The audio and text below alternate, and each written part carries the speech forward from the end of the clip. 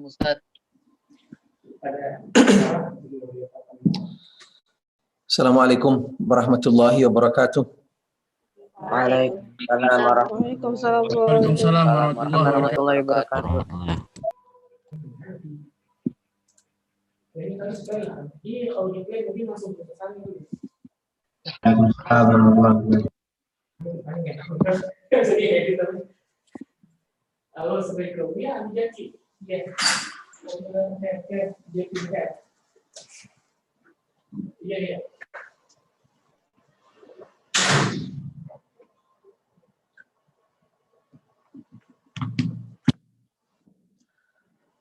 Baik, nabda, kita mulai hemat waktu.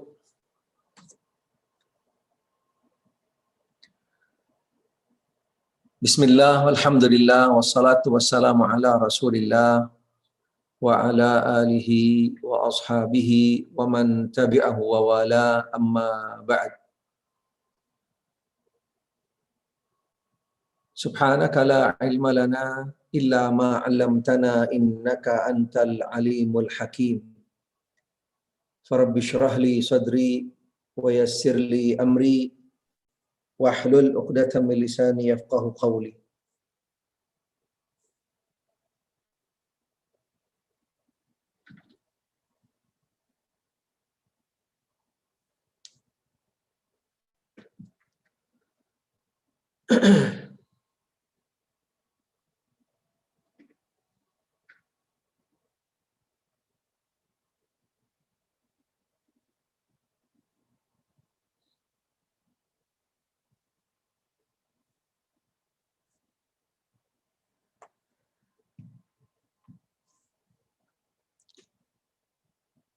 Al-asatidz al-kiram, al-musyrifun, al-a'izza, at-talaba, al-mujtahidun insyaallah, rahimani rahimakumullah.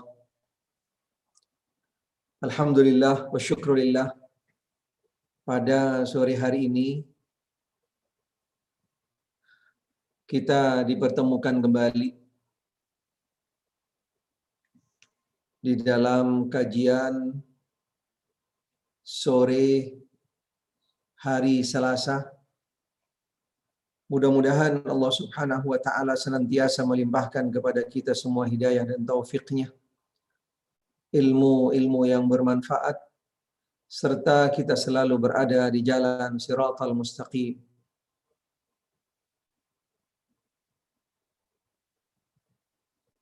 Alhamdulillah wa syukrulillah, pada sore hari ini insyaallah kita lanjutkan.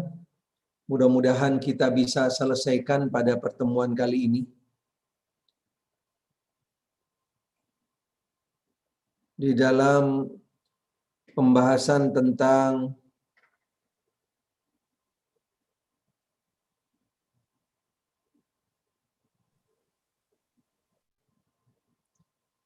sunnah Nabi Shallallahu Alaihi Wasallam yang terlupakan,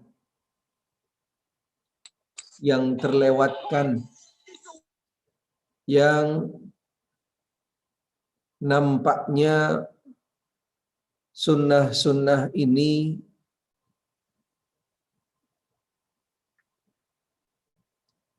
begitu saja berlalu, ditinggalkan, tidak dipedulikan, padahal termasuk daripada amalan-amalan sunnah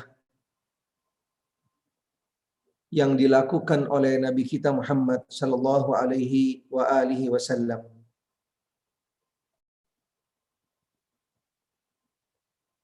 Poin yang terakhir yang kami sampaikan di dalam pertemuan sebelumnya yaitu berkaitan dengan nafdul firash qablan naumi, yaitu membersihkan, merapikan, mengecek yang ada di atas tempat tidur sebelum kita tidur. Diangkat di atas bantal, di bawahnya ada apa, kemudian dispraynya, dibersihkan, dikebut, dan yang lainnya, sampai dipastikan semua daripada peralatan atau keperluan untuk tidur kita benar-benar sudah dicek, sudah tidak ada daripada hal-hal yang nantinya akan mengganggu atau mungkin juga akan berdampak sesuatu kepada kita. Sehingga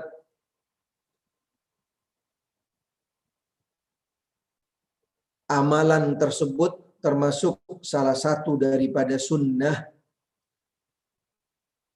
sebagaimana yang kami jelaskan di dalam pertemuan sebelumnya, yaitu nafdul firash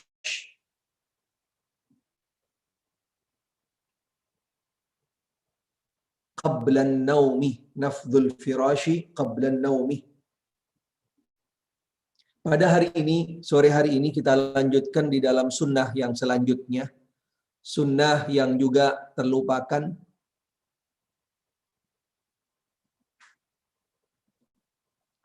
yaitu salah satu sunnah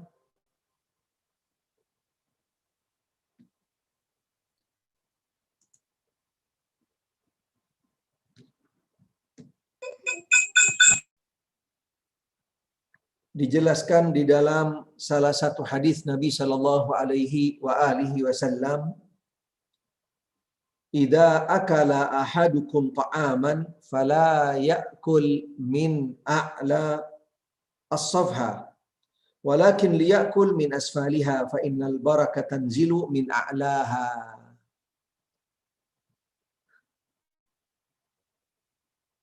Hadis sahih di dalam Sunan Abi Daud yang disahihkan oleh Syekh Albani rahimahullah.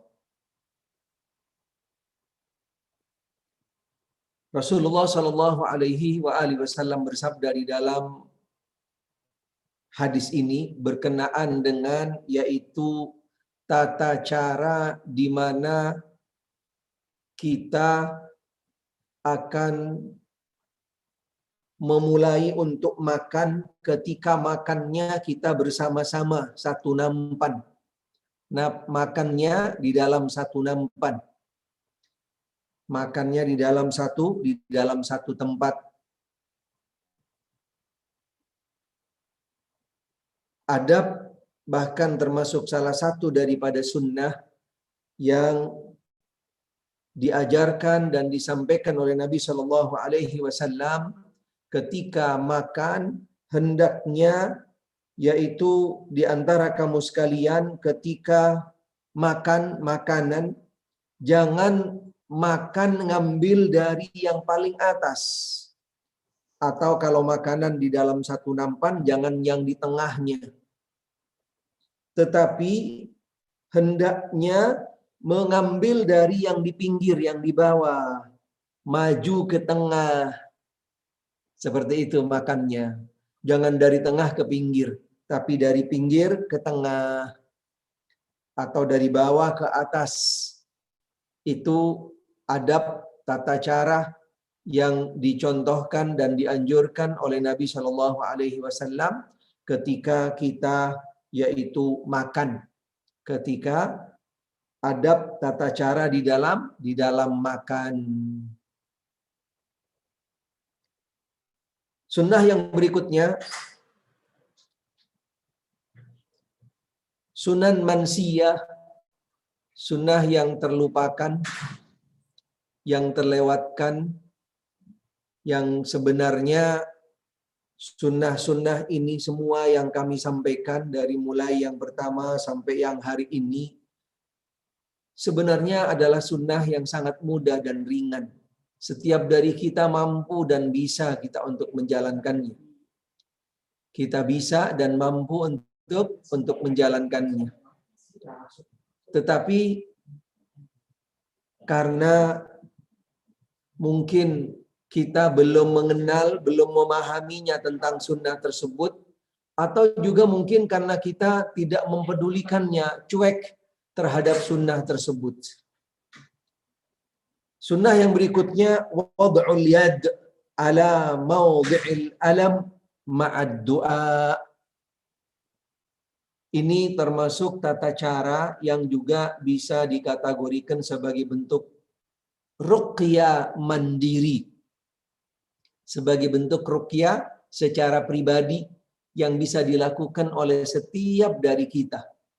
Yaitu salah satu sunnah yang diajarkan oleh Nabi Shallallahu Alaihi Wasallam, meletakkan tangan kita di tempat di mana yang kita merasa sakit, yang ada di rasa sakit. Misalnya di kepala, kita taruh di kepala tangan kita, kemudian sambil dengan membaca doa. Sambil membaca doa. Sambil membaca doa.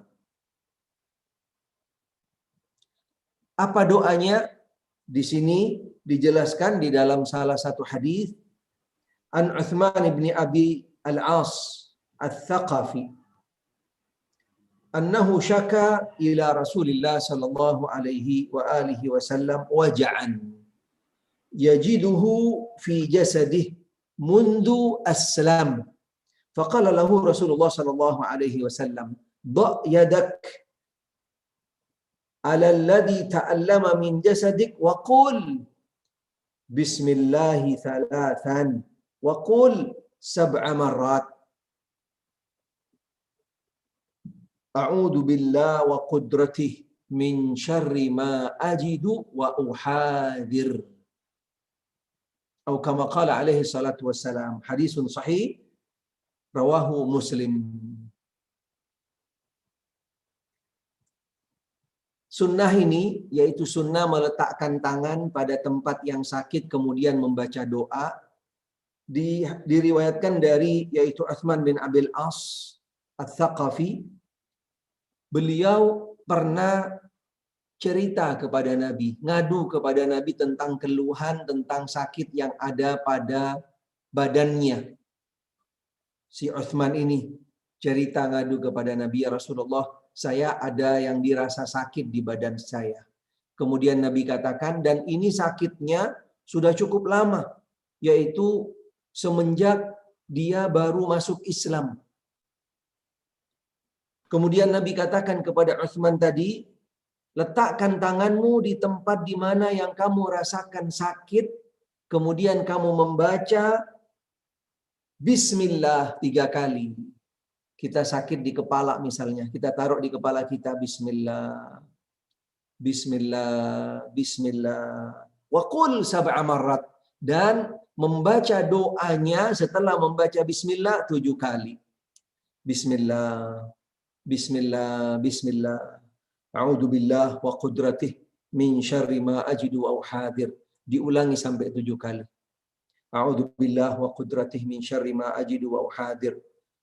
A'udzu billah wa qudratihi min syarri ma ajidu wa hadir. A'udzu billah wa qudratihi min syarri ma ajidu wa hadir. A'udzu billah wa qudratihi min syarri ma ajidu wa hadir.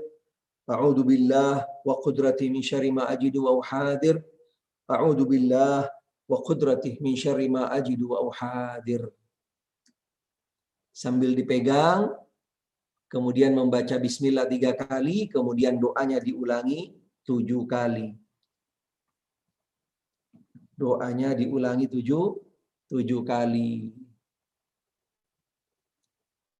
Siapa yang hafal doanya? Ustaz.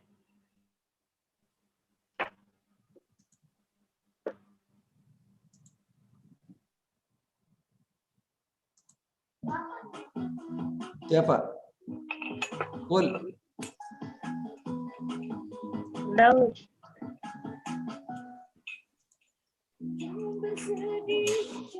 Firdaus. Ya Allah, iqra Firdaus.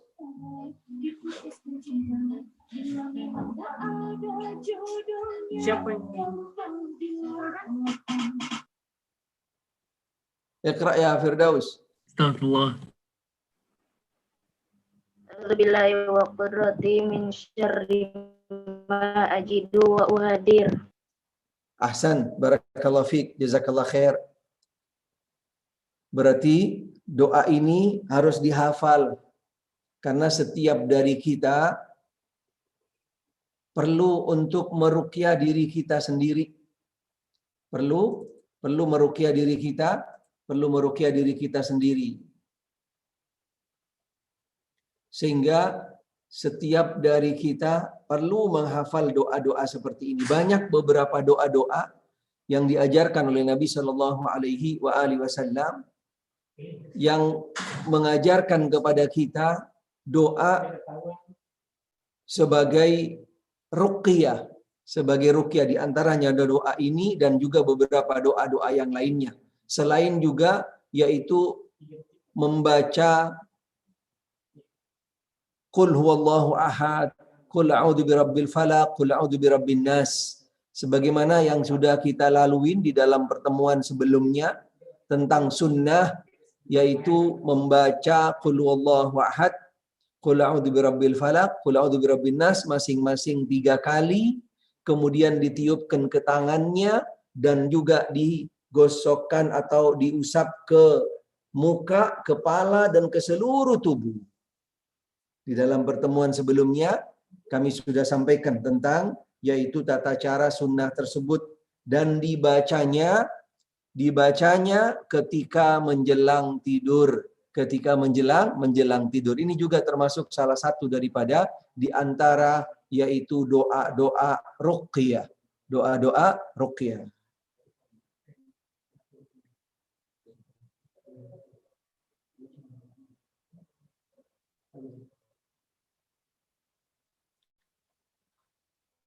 Kemudian sunnah yang juga berikutnya yaitu yang kaitannya dengan salah satu daripada amalan rutin yang kita lakukan. Di dalam amalan rutin tersebut ada salah satu sunnah. Yang sunnah ini bahkan dikatakan oleh para ulama menjadi rangkaian di dalam amal tersebut. Tidak bisa dipisahkan karena Nabi Shallallahu Alaihi Wasallam menjalankannya, melakukannya setiap kali melakukan amal tersebut. Apa yang dimaksud? Yaitu dengan menghirup air ke hidung dan mengeluarkannya ketika di dalam berwudu, khususnya ketika bangun dari tidur. Al-istinthar ba'dal qiyami minan naum.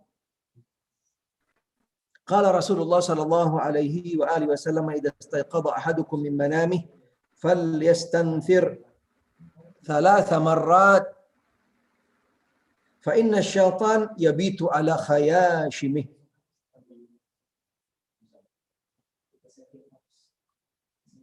Nabi sallallahu alaihi wa alihi wasallam bersabda, ketika kamu bangun dari tidur, hendaknya kamu itu menghirup air kemudian mengeluarkannya. Apa sebabnya? Karena syaitan itu tidurnya semalam di dalam hidungnya seseorang. Naudzubillah. Fa inna syaitan yabitu ala khayashimih. Sesungguhnya syaitan itu tidur di hidung-hidung seseorang, pada hidungnya seseorang. Subhanallah.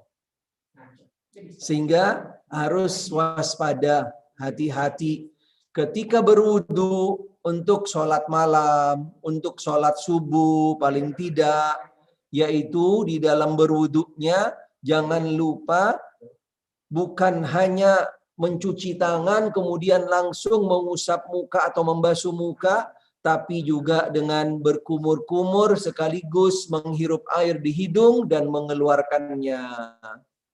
Karena ini termasuk daripada bentuk amalan sunnah yang Nabi tidak pernah tinggalkan, bahkan menjadi rangkaian di dalam rangkaian pelaksanaan wudu.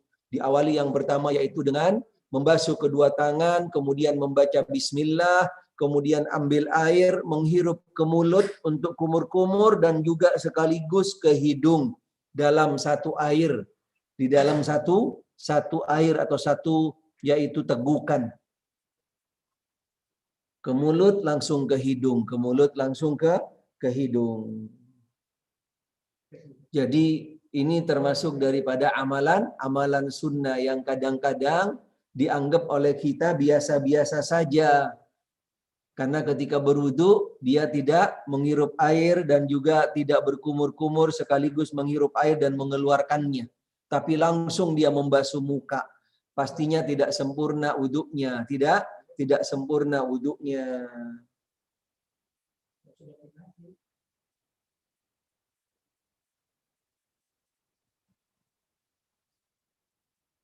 Kemudian sunnah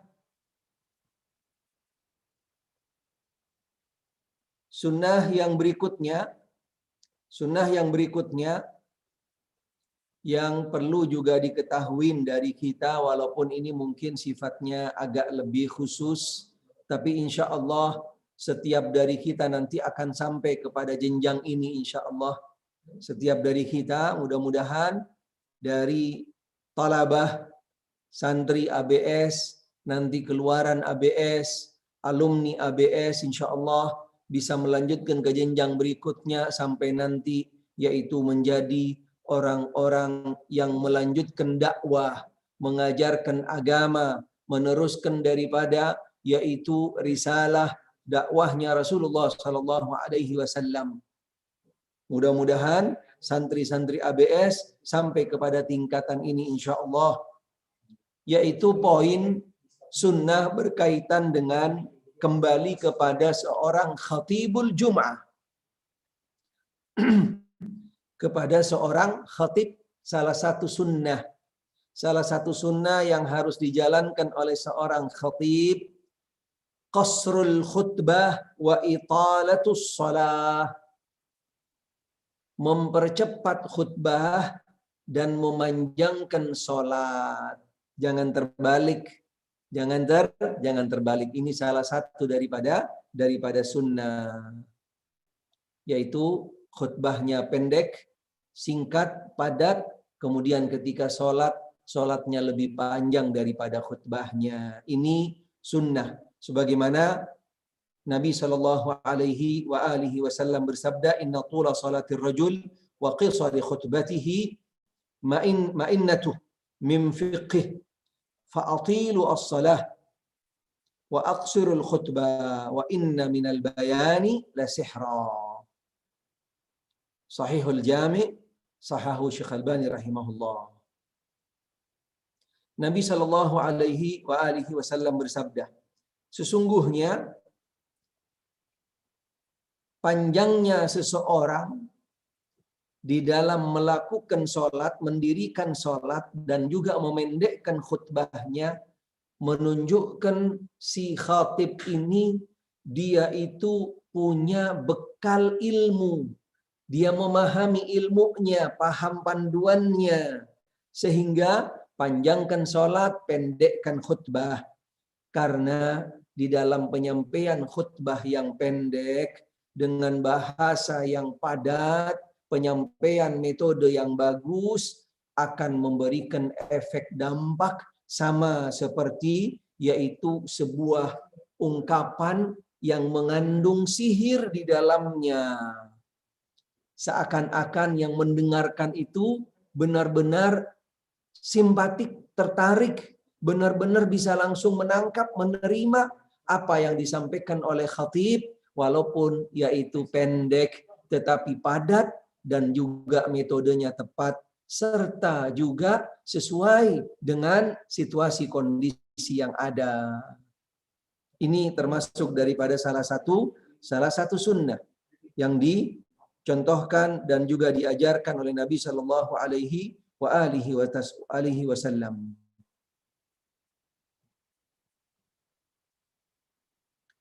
Kemudian mudah-mudahan ini tidak terlewatkan,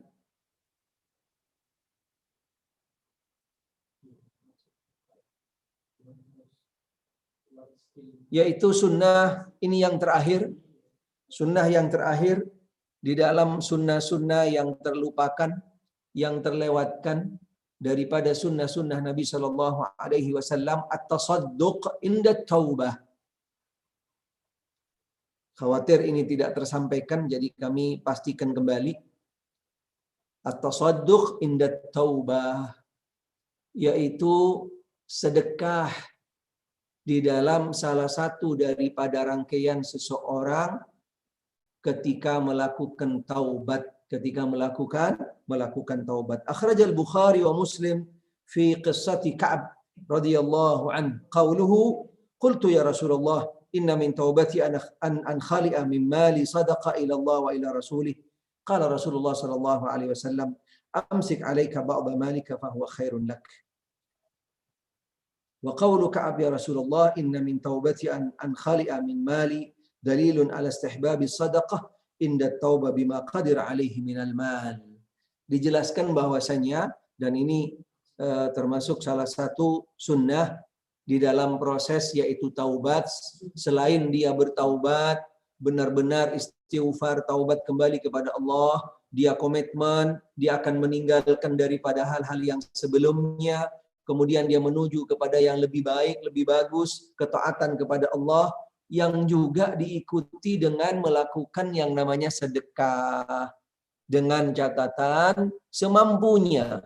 Dengan catatan yaitu semampunya di dalam bersedekah. Sehingga sedekah termasuk salah satu daripada rangkaian seseorang yang melakukan taubat. Sebagaimana dicontohkan di dalam riwayat yang tadi, yaitu salah seorang sahabat Ka'ab bin Malik dan juga beberapa orang yang lainnya, ketika dia akan bertaubat, dia akan meninggalkan apa yang dia lakukan menuju kepada yang lebih baik. Dia berkata kepada Rasul sallallahu alaihi wasallam, dia punya yaitu sebuah keinginan, sebuah hajat untuk menyempurnakan taubatnya, yaitu dia ingin berbagi dengan sedekah kepada mereka-mereka yang berhak menerimanya.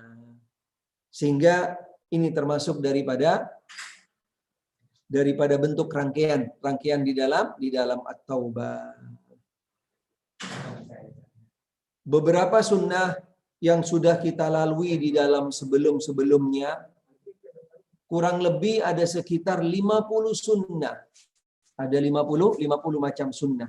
Ada sebagian yang juga sunnah-sunnahnya mungkin kami tidak kami sampaikan. Ada yang sifatnya adalah lebih khusus, atau juga sunnahnya kembali kepada yaitu ummahat, kepada akhwat, bukan kepada ikhwan. Jadi kami tinggalkan atau kami pilih daripada sunnah yang lain yang lebih tepat, yang lebih sesuai dengan antum, para ikhwan, dengan para santri. Karena sunnah-sunnah yang ada di sini adalah termasuk yang sifatnya adalah sunnah-sunnah yang dilakukan secara umum oleh ikhwan dan akhwat, muslimin dan muslimat. Tapi yang sifatnya kembali kepada khusus akhwat, kepada ummahat, kepada muslimat, kami tidak sampaikan. Kami tidak sampaikan biar bisa lebih sesuai konteksnya dengan santri, yaitu antum semua, para ikhwan, thalabah, santri ABS. Jadi alhamdulillah secara umum sunnah-sunnah yang sudah kita pelajari dari mulai pertemuan yang pertama sampai hari ini, alhamdulillah sudah tidak kurang sekitar hampir 50-an. Ada 50-an, yaitu sunnah-sunnah yang terlupakan, yang terlewatkan, yang semua itu kategorinya adalah sunnah yang mudah, yang ringan. Setiap dari kita bisa menjalankannya, tetapi pastinya tidak mudah.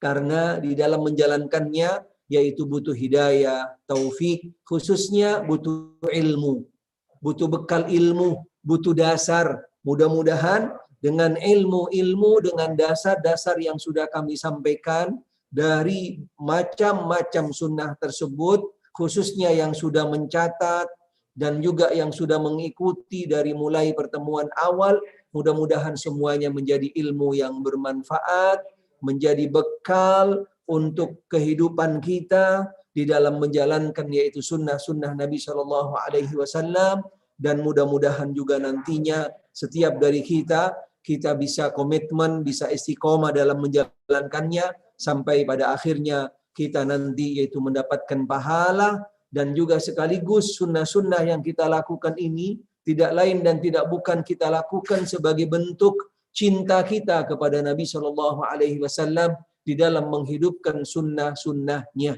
di dalam menghidupkan sunnah-sunnahnya. Karena cinta yang hakiki, cinta yang sejati bukan hanya sekedar di lisan, tetapi dibuktikan dengan amal. Sebagaimana yang kami jelaskan di dalam pertemuan sebelumnya, bahwasanya seseorang yang mengaku cinta,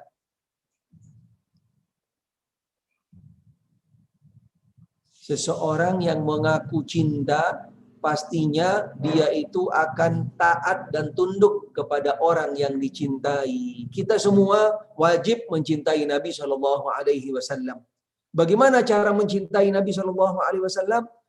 Yang sangat tepat dan benar, dan yang akan pastinya memberikan dampak besar kepada kita dan juga kepada agama, khususnya kepada sunnah-sunnah Nabi Shallallahu Alaihi Wasallam, yaitu dengan jalan, dengan cara menghidupkan sunnah-sunnahnya, menghidupkan sunnah-sunnah Nabi Shallallahu Alaihi Wasallam. Ini target tujuan kami menyampaikan poin tentang sunnah-sunnah yang terlupakan, agar kita mengenalnya, memahaminya, dan bisa menjadi bekal buat kita. Kemudian yang terakhir, kita bisa mengamalkannya. Mudah-mudahan apa yang kami sampaikan bisa memberikan manfaat dan juga menjadi ilmu yang bermanfaat, khususnya buat diri kami dan juga buat semua thalabah khususnya dan juga para pendengar. Sebelum kami tutup, silahkan, mungkin ada yang perlu ditanyakan, ada yang kurang jelas, falyatafaddal. Ustaz,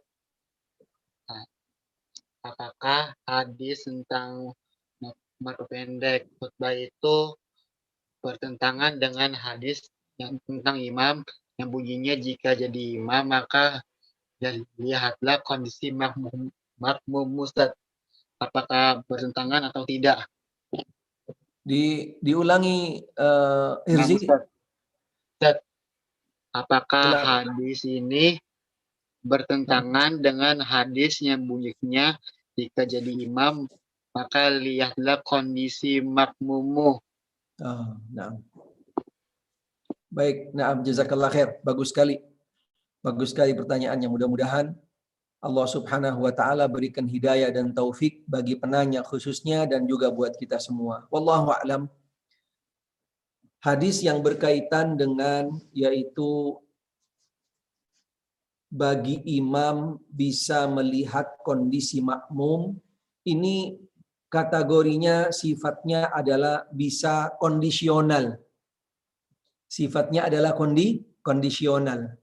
Karena di sana ada pembatasan melihat kondisi makmum. Berarti sifatnya tidak kembali kepada standar awalnya.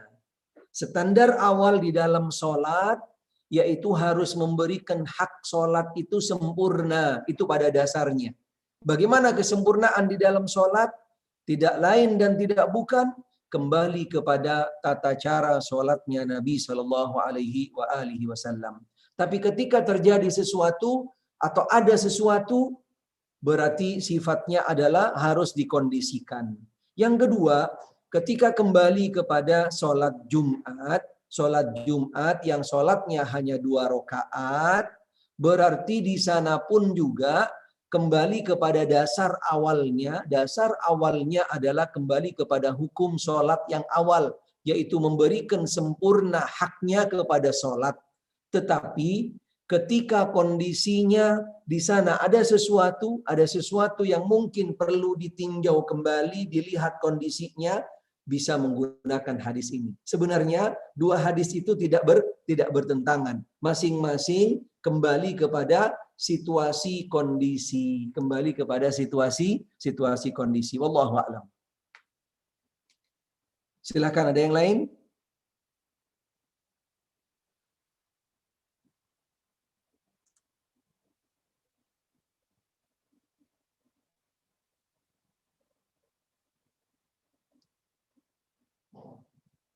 banyak yang nggak mengaktifkan kameranya, bahkan mengganti dengan foto-foto yang tidak baik, yang tidak bagus. Di antaranya Nadim, Abdul Aziz, Denny, Deviansyah, Rafi, Dabit, pakai gambar-gambar, foto-foto yang sesuai dengan santri ABS, yang sesuai dengan seorang muslim. Ini Nadim ini perlu dikasih peringatan. Nadim perlu dikasih peringatan. Dan juga beberapa yang lainnya di dalam menampilkan gambar banyak dengan gambar-gambar yang tidak layak buat santri ABS, buat anak pesantren, buat seorang muslim. Gambar-gambarnya tidak tepat, tidak layak, tidak sesuai. Nanti untuk yang akan datang tolong bisa lebih selektif, lebih hati-hati di dalam menampilkan gambar, apalagi kalau dia tidak hadir, tidak ikut, tidak membuka kameranya, bisa dianggap ghaib. Nanti bisa dianggap ghaib. Rayyan juga foto apa nggak jelas tuh fotonya.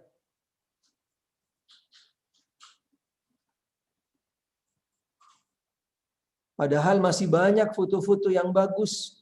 Pakai logo ABS, gambar Mekah, Madinah, atau gambar masjid.